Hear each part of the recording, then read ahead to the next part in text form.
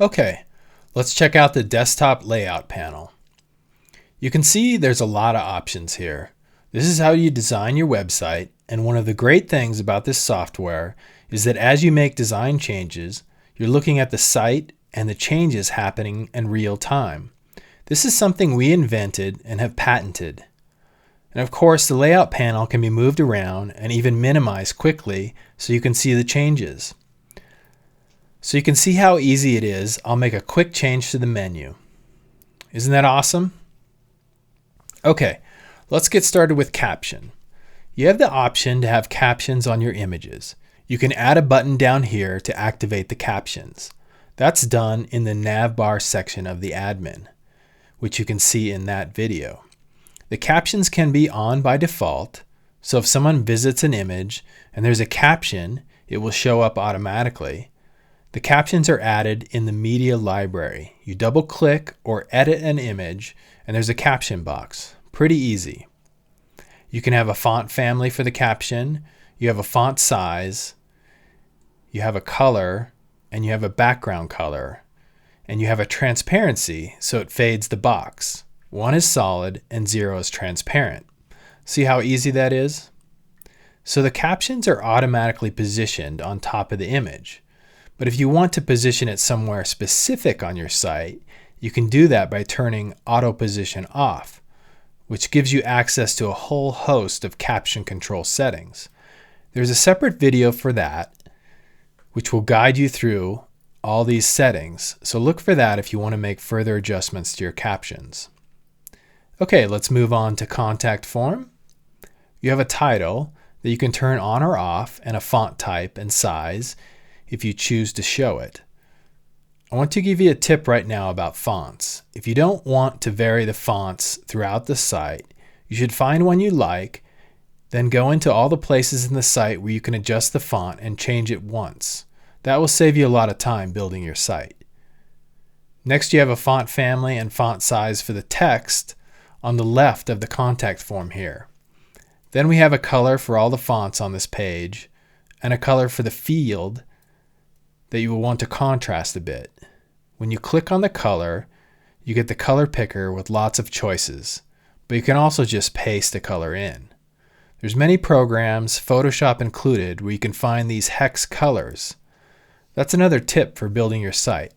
If you have a color you're using for your logo, you can pick a few places like the cursor, menu highlight, and other spots to add that color, then decide what color you want for the font and some contrasting hover color, and go into all the settings and paste it all in at once. That will save you lots of time messing with the settings. Next, we have the cursor. So here's the cursor attached to my mouse pointer, and you can see there's a thumbnail button and there's an arrow button that lets you advance or go backwards with the images. There's several different options for the icon, including none if you don't want one, and of course the color setting. Then there's the blend mode, which allows the cursor to interact with the image beneath it. This can be useful for seeing the cursor in situations where the image and the cursor color match. You can find more information about the blend settings under new features, or you can just experiment. Okay, image and video. As we discussed in the media library video, this is a global setting. If you go into the media library and you click on an individual media item, you can see all the same settings exist here.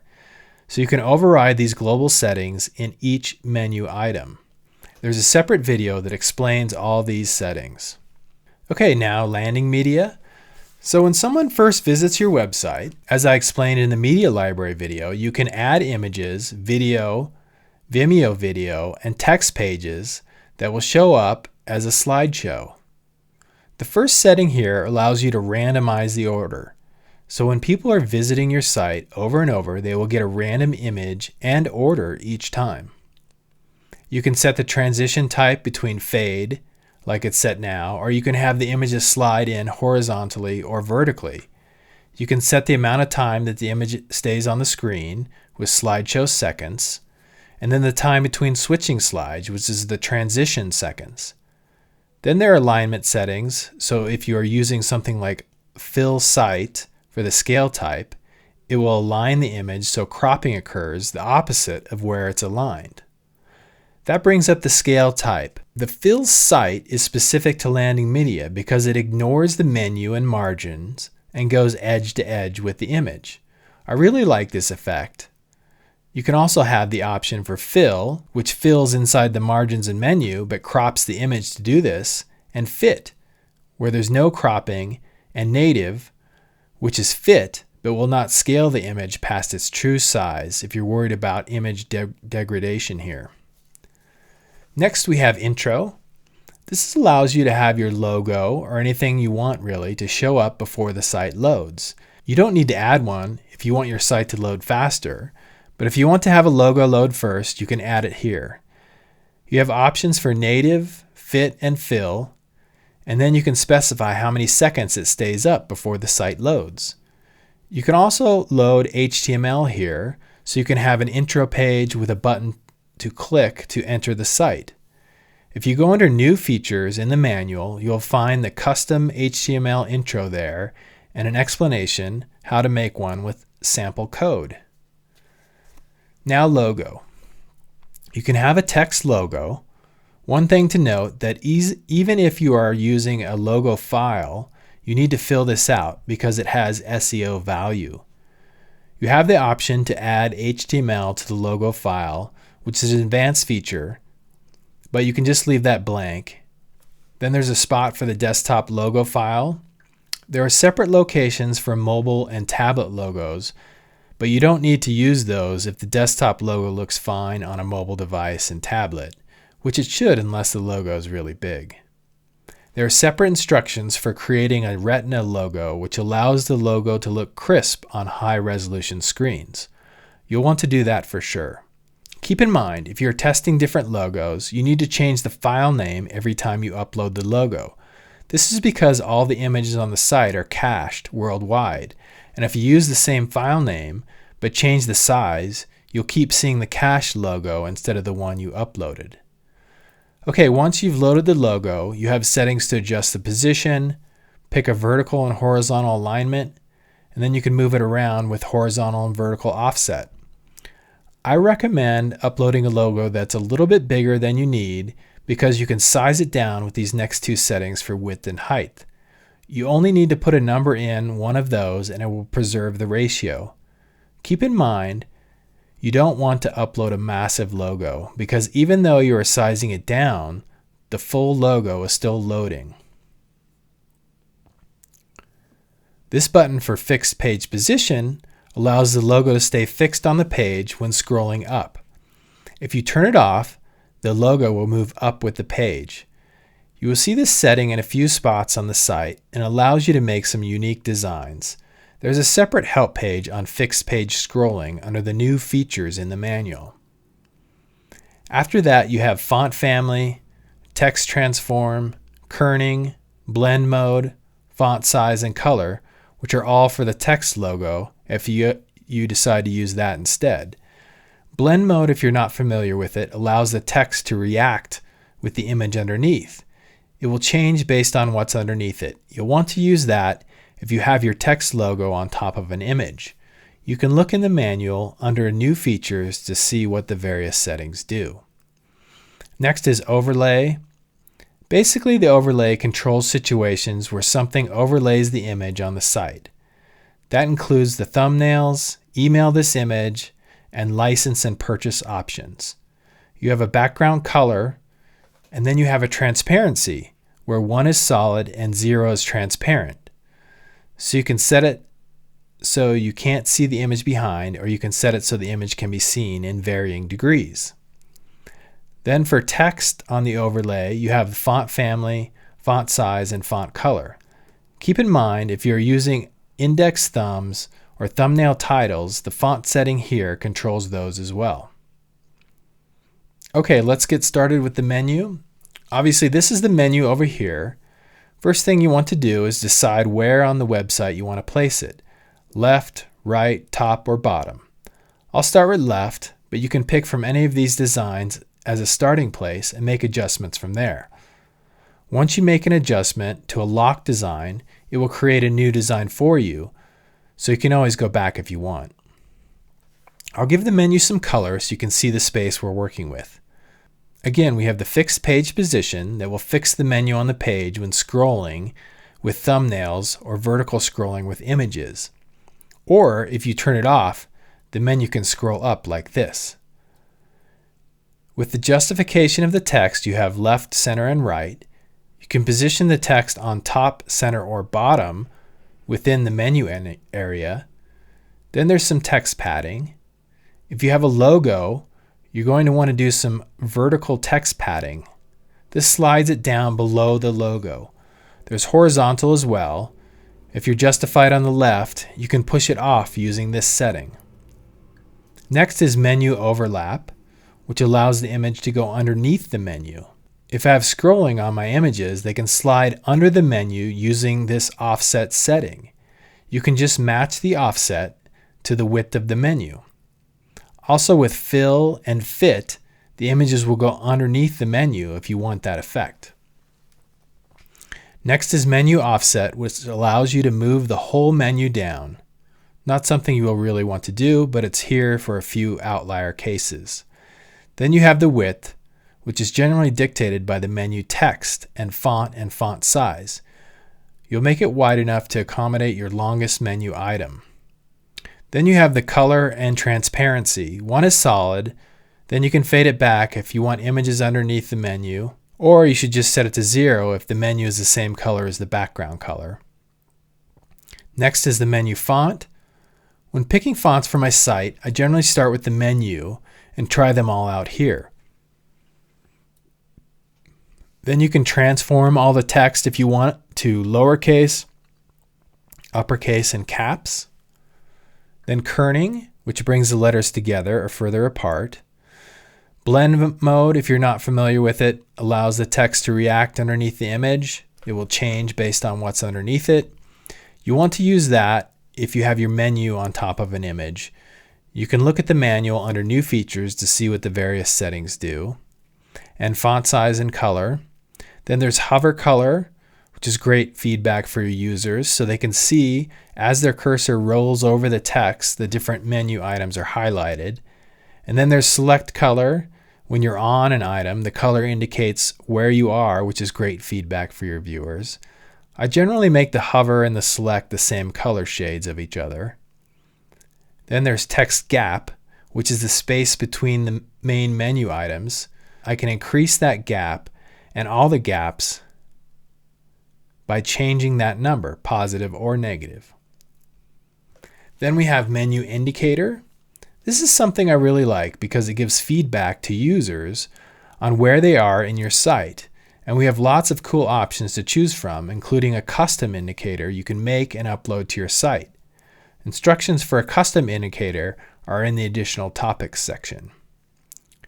And then a horizontal and vertical offset for the indicator. This is because different fonts will mess with the position, so you can fine-tune it here. Next is the submenu items. If you have no submenu items, you don't need to adjust anything. But if you do, there's lots of great settings here. Sub justification allows you to inherit the menu justification or make it different for the subs. This can be particularly valuable with top and bottom menus. Speaking of top, the normal behavior in top and bottom is for the subs to drop down a level and then go left or right of your main item. But if you have a menu on top, you can have it drop straight down if you turn on the drop-down sub-menu. Once you do that, you can set a background color and transparency and a shadow transparency as well. The sub-items can have an indent. As you can see, they are slightly indented here. You can choose actually to go the opposite direction as well. Then there's a gap between the sub-items. Those are underneath a main item, and they have their own gap spacing, which generally will be smaller than the main items. Then we have a leading and trailing margin for the subs. Under the main item before the subs is the leading margin, and then below the subs is the trailing margin. This is all used to indicate hierarchy and show how the subs are part of the main item or not. Next, you can select a different font for the sub-menu items or inherit the menu font. then text transform, and finally the sub font size. Then we have the sub expand collapse, which is an important feature. You can set it to auto, where you have to click on the main item to reveal the sub items, so they expand and collapse. Or you can go always open and the subs stay open and never collapse. Cool feature. Then again, if you're using the menu indicator, you have a couple adjustments for the sub item bullets if they get out of whack. Then we have scroll bar for when the menu is bigger than the screen people are using to look at your site. To activate the scroll bar, you can grab the corner of your browser and make the window smaller, and you will see a scroll bar appear. Of course, there's the global smooth scroll, which is recommended, or you can make custom scroll bars and use the align, colors, transparency, and width to adjust the look of that. Now, if I want a different website placement for the menu, you can always just pick a design that is close to what you want, then make adjustments from there. Let's go to footer. So here's the footer on your site. You have the nav bar over here, and then the footer over here on the right. Now you can adjust the position of the footer. Like the logo, you'll notice we have the anchor points of horizontal and vertical line. That's where it's anchored on the site. Then you take these offsets and move it around from that anchor point, which allows you to very precise positioning of the footer on your site. The footer is this text and any footer icons you have added in the media library to the footer folder. Then the fixed page position button on or off. We have a font family, text transform, kerning, blend mode, size, and color for the text, which is really nice if you want something non-obtrusive. Remember, this text comes from the account panel under the owner info tab and footer text. Traditionally, you will put a copyright here, and if you're really nice, your email and phone, so it's easy for the clients to find. Next, we have navbar, and again, like logo and footer, you can place it anywhere on the site using the horizontal and vertical align. Then you have the horizontal and vertical offsets to adjust the position even further. Then there's a gap between the buttons that you can make larger or smaller depending on the font you're using. Under layout, you have horizontal and vertical, where the buttons are laid out horizontally or stacked vertically. To adjust the position of those, you go under navbar and drag and drop the order. This is covered in the navbar video. There's a justification of the buttons for left, center, and right, a button for fixed page position, and of course, you choose a font. There's a text transform and kerning for space in between the text, blend mode, and a font size plus a color. Then a hover color for when you mouse over, which is nice because it indicates you can click them. Then we have horizontal and vertical offset that has to do with fonts and aligning the icons with the font. So once you've chosen a font and a size, then you can adjust where this icon is positioned. Then style, there's two available, a default and thin style. And finally, you can scale the icons between 1 and 4. Okay, so for text pages, you have a margin setting that's separate from the images. You can use a hard margin in pixels, or you can use a percentage, which is nice with a text page because the text will reflow depending on the browser size. So a percent will maintain a certain margin. I like to do pixels on top and bottom, then percents for left and right. Next, we have max page width, which is nice given the massive size of screens out there. This will limit the width the text will go, and it will remain that width until you scale down, and then it will reformat again to fit smaller screens. There's an alignment to go with that as well. Then, of course, you have font family, kerning, size, and color. Then if you really want to get into styling your text pages, you can use CSS, and we have a style sheet you can pop out with this button. And same goes for JavaScript if you need to add some to your text pages. Obviously, these are pretty advanced features. Then you can opt to show the title or not. And with that, you get the font, kerning, size, and color. And finally, the text pages have a scroll bar for when the text goes out of the window. And if you make your browser window smaller, you can activate the scroll bar and see how it looks. The smooth scroll is recommended, but you can make custom scroll bars if you like. Okay, thumbnails. As we discussed in the media library video, this is a global setting. If you go into the media library and you click individual media items, you can see all the same settings exist here. So you can override these global settings in each menu item. There's a separate video that explains all these settings. Next is social icons. You can choose between the official icons provided by the social media companies or a vector icon, which allows you to adjust the color and scale of it. So if you turn the vector icons on, you can choose between a rectangle and circle, and you can get an icon color and background color. Plus there's an option called standard that removes the background completely. Then you can scale the icons between 1 and 3. Finally, we have website container. There's a couple general settings here to turn on unified page scrolling, which has a comprehensive explanation under new features. Basically, this and all those fixed page position buttons allow you to create a single page scrolling design or variations thereof. Then you have a button to make all the scroll bars smooth scroll throughout the site. The website container is the margin all the way around the site on the outside of the menu and image box. A lot of times it's simply used to create a little space for the nav bar and footer to sit. You can also make space on top for the logo, although most people put their logo on the menu. Again, you can do the pixels or percentages, but you will want hard margins for placing fixed width objects like the footer and nav bar so they don't change as the site scales. That's it for the layout panel. I know there's a lot of settings, but since you're looking at the site as you make changes in real time, it's quite easy to operate.